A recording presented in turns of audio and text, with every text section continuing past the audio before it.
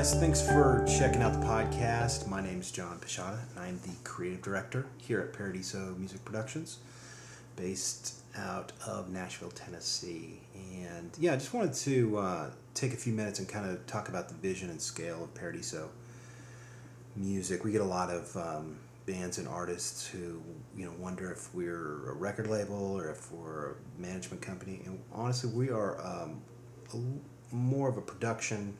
I call it a creative catalyst company. We move artists forward. I often describe it as label A&R, with or without the label. Artists nowadays kind of operate on two different trajectories. One is they want to build it themselves and build their empire on their own. The other is they really need to be with a label and kind of take it the old school way, which we are cool with either of those. It just depends on what's going to serve the artist best. So we are not anti-label at all. So at 30,000 feet, I would say Paradiso Music is a music business 2.0 company. And what do I mean by that? Well, in a 1.0 world, the record label was kind of the center of the wheel, and you really had to go through those gatekeepers to win the lottery, in a sense. So in a 2.0 world, the artists are a little more engaged and involved in doing it themselves. So they are the center of that hub, and everything else kind of goes around them. So the rocket grid here, this, I talk about this in seminars and lectures, but this is the kind of three phases of each production. The first is the songs. The second is the actual record production. And the third is artist alignment.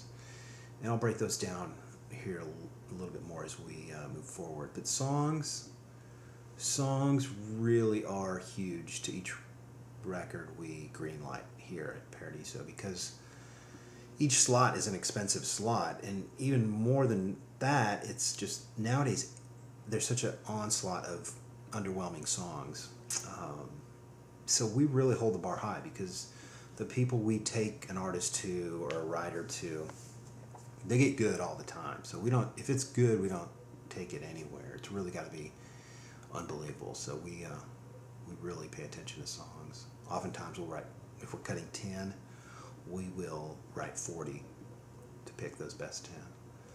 And so then we move into record production once we have our songs, and that's the actual, 7 guys in the studio banging it out. Or if it's a hip-hop record or pop R&B record, we approach it more from the beat-based side of things. So this is the behind-the-scenes Pro Tools, wizardry, and overdubs and vocals and all that fun stuff we do behind the scenes. And the artist alignment, this is kind of a recent addition, but after we're done with the record, we take them and kind of look at who are the best partners for that artist or band, whether it's a label, a manager, or publisher, distribution, radio, all those kind of entities now, because all that's really a la carte nowadays, because the labels are kind of diminishing their thumbprint, if you will. So we've developed that artist alignment part of it to really move artists forward. And so this is the same thing, just vertically. Each one kind of, the songs lead to production and artist alignment, and each one kind of multiplies from the previous one. So yeah, that's kind of the overview of it, and a couple examples. Like last year we had one of our songs from our publishing catalog nominated for Song of the Year in Canada, and Video of the Year, and Artist of the Year. It did not win, but it was nominated, so that was pretty cool. A couple years before that, we won an American Music Award. That was groovy.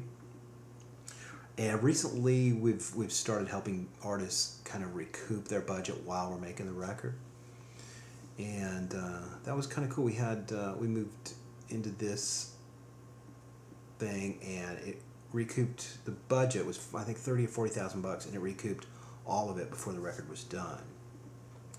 So that's a pretty cool thing, and just what we value here, really protecting the right brain, creative people. Because nowadays, artists are kind of seen as Marines. They're sent out to die, and if they make it back, great. If not, no problem. So we really kind of have a problem with that. We really think that creative people